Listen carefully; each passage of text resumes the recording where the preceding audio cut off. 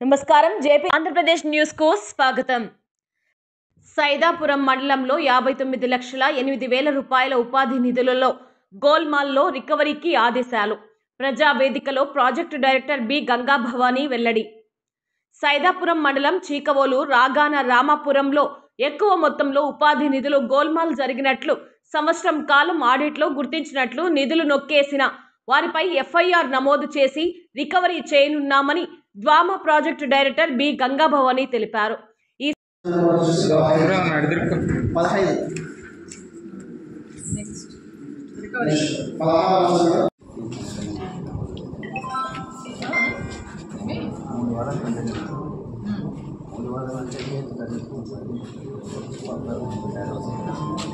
కొలత ఎందుకు తేడా వస్తుందమ్మా? 3 వారాలు పనిచేస్తే ఇంకా ఎక్కువ చేసాము అంటే పెద్ద ఛానల్ ఎక్కడైనా మిస్ అయింది అనుకోవచ్చు. 3 వారాలే పనిచేసి 3 వారాల్లో కొలతలు తీయమ్మా.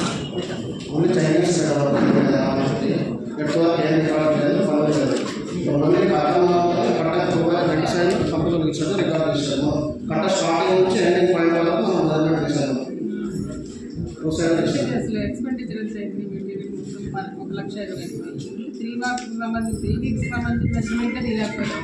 ఫుల్ ప్లెజెడ్గా చేస్తే ఏం చేస్తాము? ఈ బస్సులో గాల్లో వేస్తారు లెక్కలు.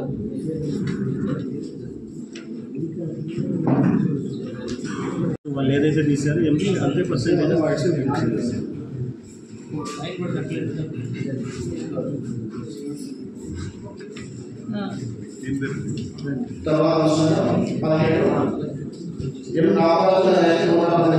లేదంటే అందరికన్నా చూపించాలి. నువ్వు చేసాము అని చేతులు కట్టుకుంటే మేము సమాధానం చేస్తున్నాము. ఏం ఎవిడెన్స్ ఏమి కొత్తగా ఉంటుంది.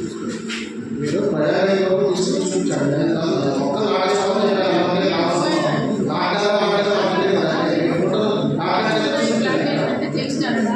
ఆ ఫోటో తీసుకొని చూపించాలి కదా. ఎలా ఎంచున్నా కొత్తడువా చెప్పాలి కదా మీరు.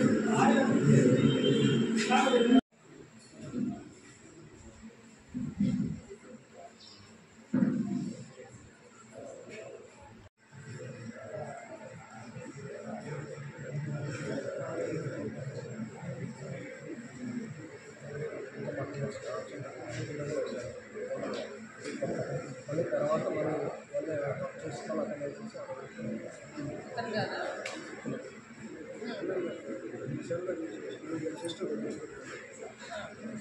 రాయాలి కదా కింద.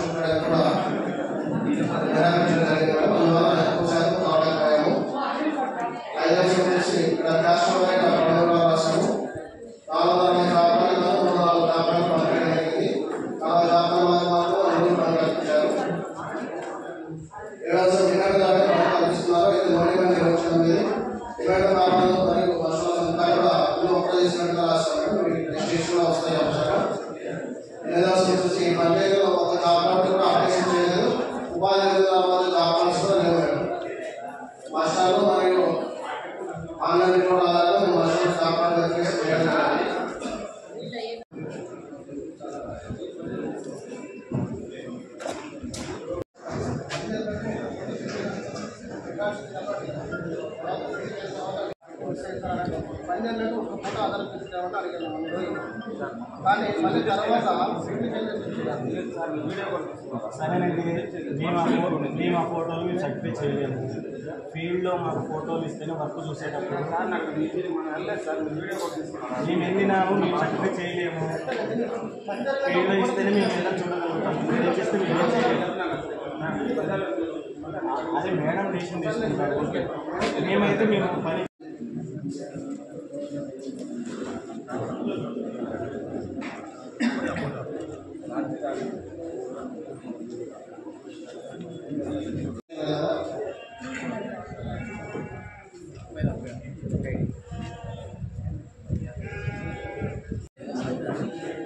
అక్కడేమో జీవనాధారానికి బయటకు పోతాడు.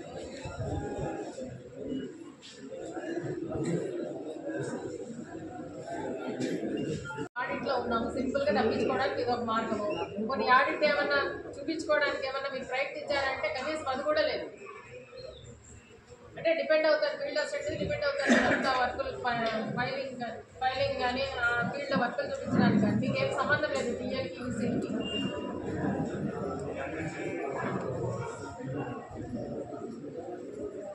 బిజినెస్ లాగా వెళ్తాను మీరు గ్రామ సభలకి.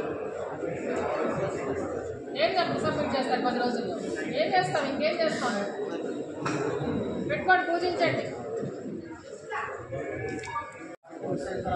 పన్నెండు ఒక ఫోటో ఆధార్ తీసుకురావాలని అడిగాను మన రోజులు. కానీ మళ్ళీ తర్వాత సరేనండి, మేము ఆ ఫోటోలు మేము సర్టిఫికేట్ చేయలేము. ఫీల్డ్లో మాకు ఫోటోలు ఇస్తేనే వర్క్ చూసేటప్పుడు మేము వెళ్ళినాము, మేము సర్టిఫికేట్ చేయలేము. ఫీల్డ్లో ఇస్తేనే మేము ఎలా చూడగలుగుతాము, మీరు చేస్తే మేము ఏం చేయలేము. అదే మేడం డెసిషన్ తీసుకుంటారు. మేమైతే మేము పని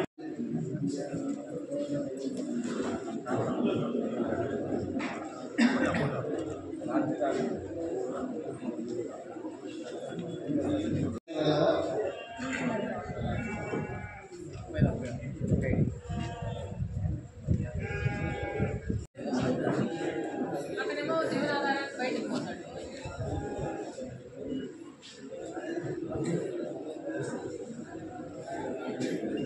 ఆడిట్లో ఉన్నాము, సింపుల్గా తప్పించుకోవడానికి ఇది ఒక మార్గము. కొన్ని ఆడిట్ ఏమన్నా చూపించుకోవడానికి ఏమన్నా మీరు ప్రయత్నించారంటే కనీసం అది కూడా లేదు. అంటే డిపెండ్ అవుతారు, ఫీల్డ్ అసిస్టెంట్ డిపెండ్ అవుతారు అంతా వర్కులు ఫైలింగ్ కానీ ఆ ఫీల్డ్లో వర్కులు చూపించడానికి కానీ మీకు ఏం సంబంధం లేదు టీఎల్కి ఈసీకి.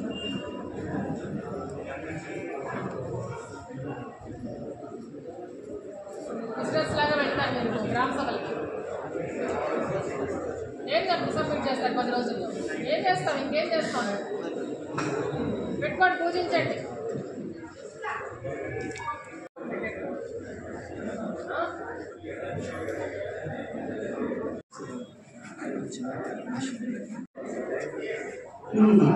ఎన్ఆర్ఎస్ ఓపెన్ 2005లో ప్రారంభమైంది ఈ సంస్థ. కానీ అప్పటి నుంచి ఇప్పుడు వరకు 16 సామాజిక తనిఖీ బృందాలు తనిఖీ చేయడం జరిగింది. ఆల్మోస్ట్ నాకైతే ఈ 16 తనిఖీ బృందాలతో సంబంధం ఉన్నట్టే అనిపిస్తుంది.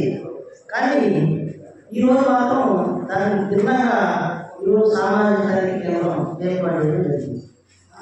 ప్రజా వేదిక అంటే ప్రజలకి అధికారికి మధ్య జరిగే సంభాషణని ప్రజా వేదిక అంటారు. ఇక్కడ జరిగే ప్రజా వేదిక ఏంటంటే అధికారికి సంభాషణ జరుగుతుంది. అధికారులు అడుగుతున్నారు, అధికారుల సమాధానం చెప్తున్నారు. ఒక పంచాయతీలో పంచాయతీ గురించి విమర్శించేటప్పుడు దానికి సంబంధించిన ఆ గ్రామస్తులు ఎప్పుడు ఇవ్వండి సమస్య అధికారుల దృష్టికి ఎక్కడ తెలుస్తుంది. ఏదో ఆ సామాన్యాన్ని చేశారు, చదివి ఇంటిస్తున్నారు, అట్లా జరగడం తప్ప దానికి సంబంధించిన మా ఊరు ఏదో ఫ్రాడ్ జరిగింది, ఇంత జరిగింది అనే దానికి ఇక్కడ ఎవరు అధికారులు ఎవరు లేదండి. మన అధికారులు తప్ప గ్రామస్తులు ఎవరు లేదు. 30 పంచాయతీలో ఈ సమస్యలు ఉంటుంటే ఒక గ్రామంలో 10 మంది అనుకుంటుంది, మొత్తం 300 మంది అవుతారు. కానీ ఇక్కడ ఏదో ఆ గ్రామానికి ఇబ్బంది జరిగిన గ్రామస్తులు తప్పగా ఇక్కడ అటెండ్ అయింది. మిగతా ఏ పంచాయతీలో మాకు ఎటువంటి నష్టం జరగలేదు అనే విధంగా ఇక్కడ ప్రజావేదిక నిర్వహించడం జరుగుతుంది. ప్రజావేదిక అంటే గవర్నమెంట్ సొమ్ముని ఎంత దుర్వినియోగం చేశారు దాన్ని వెలికి తీసేదానికి మాత్రమే ప్రజావేదిక ఆడిట్ అనేది కూడా ప్రవేశపెట్టడం జరిగింది గవర్నమెంట్. కానీ ఇక్కడ జరిగేది ఏంటంటే అధికారులు ఇప్పుడు ఈ తనిఖీలో చదువుతున్నారు, వినిపిస్తున్నారు. అది ఇక్కడ ఉన్న కొంతమంది మాత్రం వినిపిస్తుంది తప్ప లాస్ట్ అంటే వినిపించడం లేదు. అక్కడ ఏదో జరుగుతుంది, ఆ పంచాయతీ గురించి జరుగుతుంది, అదే వాళ్ళు మన పంచాయతీ కాదు. వాళ్ళు ఎవరో ఉన్నారో లేదనుకో ఊరికి అర్థం కావడం. దయచేసి ఈ ప్రజా వేదిక కాదు, గ్రామస్తులతో పంచాయతీ వాళ్ళతో మమేకమయ్యి అది ప్రజావేదిక నిర్వహిస్తే అది ప్రజావేదిక అవుతుందని ఇక్కడ ఆల్మోస్ట్ ఎక్కువ మంది అధికారులు సచివాలయ సిబ్బంది తప్ప గ్రామస్తులు ఎవరు లేదు. గ్రామ పంచాయతీలో అయిపోయింది, గ్రామ సభ అయిపోయినాక అక్కడ ఇష్యూస్ చదివి ఈ గ్రామంలో ఈ సమస్యలు వచ్చినాయి అని చదివి అక్కడ నుంచి తీర్మానం అయినాకనే మండల స్థాయికి వస్తుంది. మండల స్థాయి రాదు. అది ఇప్పుడు అక్కడి నుంచి జనాలు రారు. అక్కడ అయిపోయింది గ్రామ సభ పెట్టి వీళ్ళు అక్కడ ఇష్యూస్ అన్ని చదివారు. అది సెకండ్ స్టేజ్. అది అక్కడ సమస్యలు చెప్పుకొని వాళ్ళకి పరిష్కారం అయినాకనే ఇష్యూస్ ఇక్కడికి వస్తాయి. గ్రామ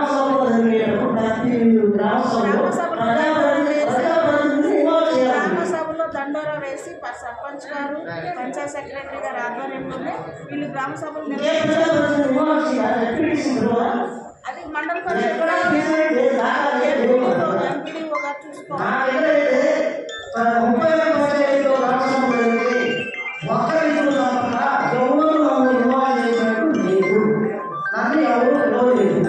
నేనైతే ఎక్కడా కూడా రాలేదు. ఇప్పుడు గ్రామంలో ఎలాంటి సమస్య ఉన్నా కూడా ప్రజాప్రతినిధులు తీసుకొస్తే మేము అధికారులు అడిగాను కూడా ఇది ఉంటాయి. అసలు మా దృష్టికే రానప్పుడు మేము వాడిలో పడతాం. సమస్య నాకు తెలిసింటే పెడతాం. ఆ సమస్య తెలియప్పుడు ఎవరు అడగాలండి? ఇది మీరు అందరూ కూడా ఆలోచించుకోవాల్సింది, అధికారులు కూడా ఆలోచించాల్సింది. ప్రజలు ప్రయోజనం చేయండి. ప్రజలతో మాట్లాడగలిగితే ఆ సమస్య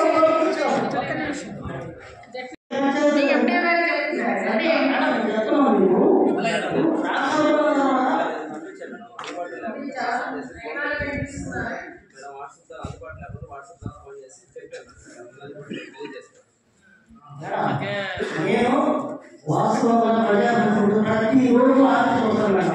నాకు చదువున్నా ప్రతిరోజు యాక్టివ్ అవుతాను.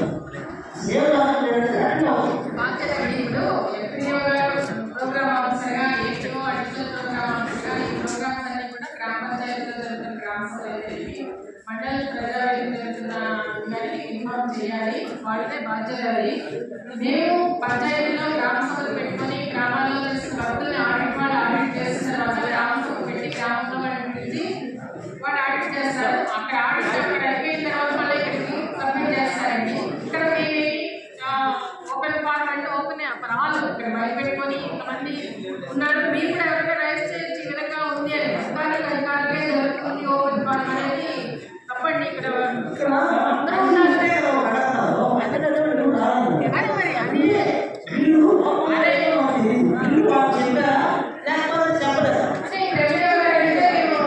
ఇన్ఫార్మ్ చేశాము, ఎన్పీటీసీ గారు కూడా ఇన్ఫార్మ్ చేశామని చెప్తున్నారు. కాబట్టి చదువు ఎంపీ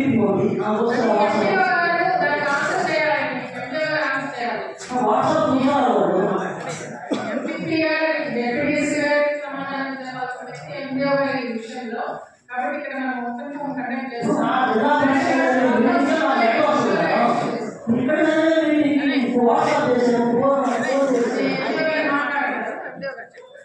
ఎక్కడ కూడా సర్వైవల్ రిపోర్ట్ హార్టికల్చర్ సంబంధించినటువంటి సర్వైవల్ రిపోర్ట్ కూడా ఏమీ ఇవ్వట్లేదు మేడం. అయితే గ్రౌండ్ లెవెల్లో చూసుకుంటే ఇంకా బేస్మెంట్ లెవెల్లోనే ఉంది మేడం. అంటే మన నిబంధనల ప్రకారంగా 29 మ్యాండేట్స్ అదనంగా పేమెంట్ చేస్తున్నారు.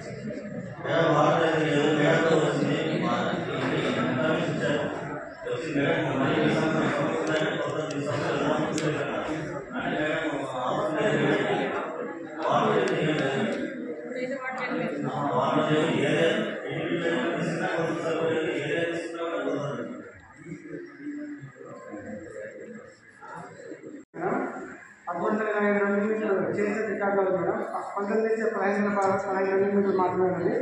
270 మీటర్లు ఫీల్డ్ తీయడం రావడం జరిగింది మేడం.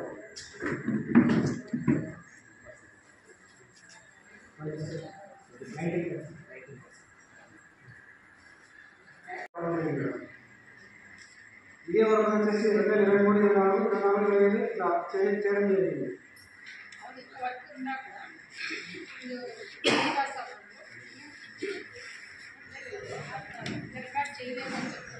వాళ్ళు వచ్చేసి గ్రామాలు ఏం చేస్తారంటే ఇట్లా చేసి కంప్లైంట్ చేస్తాం, ఇలాంటి గ్రామాలు మర్చిపోయామని చెప్తున్నాం.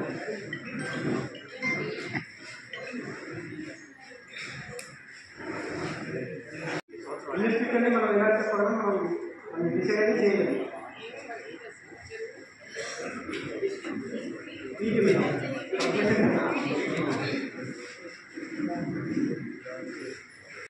ఏ మొత్తం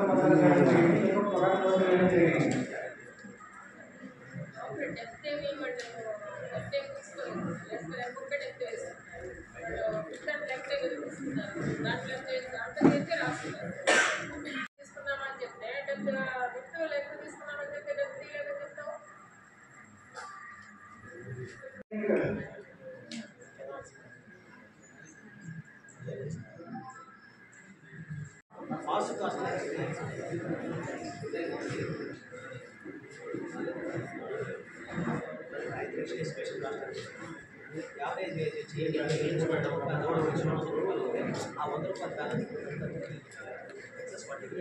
ఎస్టిమేషన్ ప్రకారం 1.7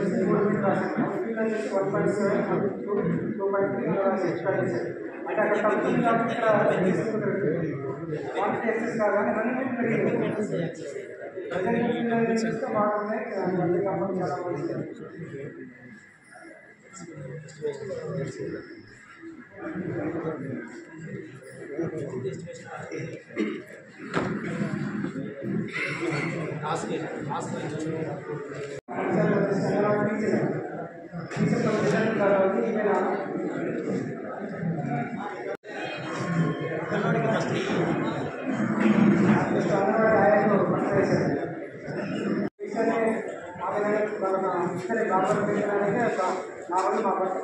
మా భర్త పనికి పని చెప్పారు. జాబ్ కార్డ్ లేదా?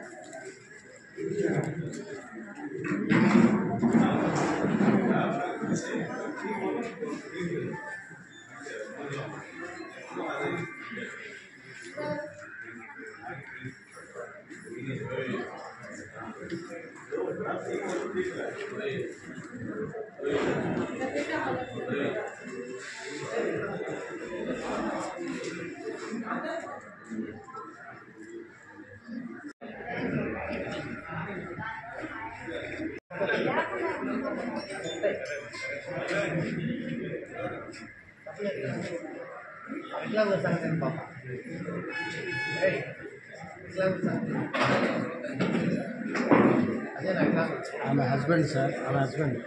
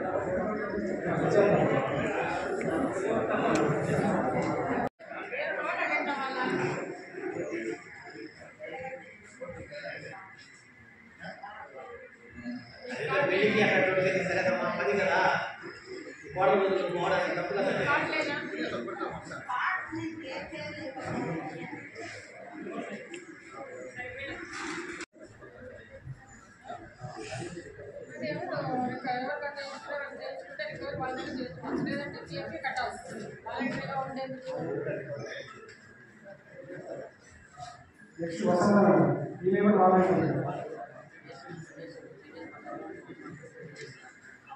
40 సైలెంట్గా వారంలో 3 రోజులు పని చేయాలి, 3 రోజులు సచివాలయం కట్టించాలి.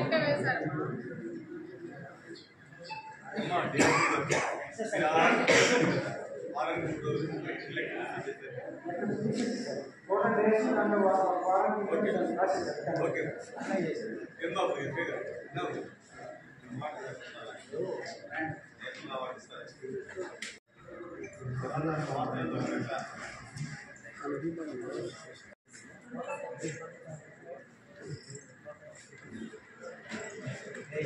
టోటల్ 27 చేసే వారంలో 3 రోజులు యాక్టివేట్ చేసుకోవాలి. వచ్చే వారంలో మళ్ళీ 3 రోజులు చేయాలి. ఒకే వారంలో 6 రోజులు చేశారు. ఆ 3 రోజులే రికవరీ పెట్టుకున్నాం. మనం ప్రజెంట్ రావడం జరిగింది. అయితే ఇది చూసి ఇప్పుడు చూపించడం జరిగింది. సంవత్సరం ఇవ్వడం జరిగింది. 48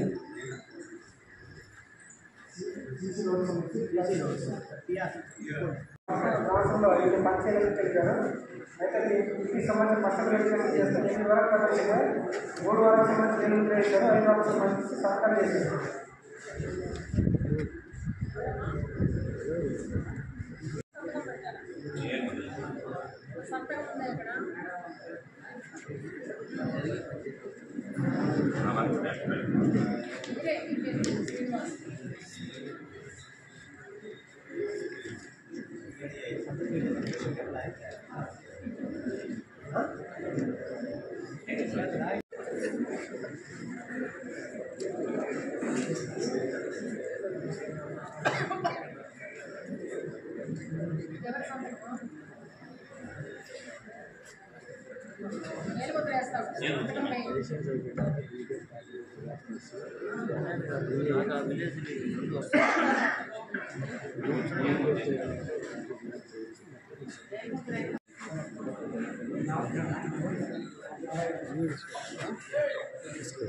స్టేషన్ పనులు చేయడం, పని కాని వాళ్ళ పేరు రాసుకోవడం, ప్రభుత్వ పనిచేసిన వాళ్ళ పేరు రాసుకోవడం అని రాశారు. నేను చెప్పిన తర్వాత మనం బినామీ చూపించాం. ఆల్రెడీ 10 మంది పేరు ఇచ్చారు. ఆ 10 మందిలో ఆల్రెడీ నేను బినామీని చూపించాను. ఇప్పుడు బినామీని చూపించాను. ఇప్పుడు బినామీ చూపించాను. 10 మందిలో 2 మనకు అందుబాటులో మిగిలిన 6 మంది వచ్చేసి మేము పని చేసామని చెప్పారు. అందులో ఒకరు మాత్రం సంబంధం వ్యత్యాసం ఉంది. ఆ 5 మంది కూడా వేరు అన్ని మనుషులు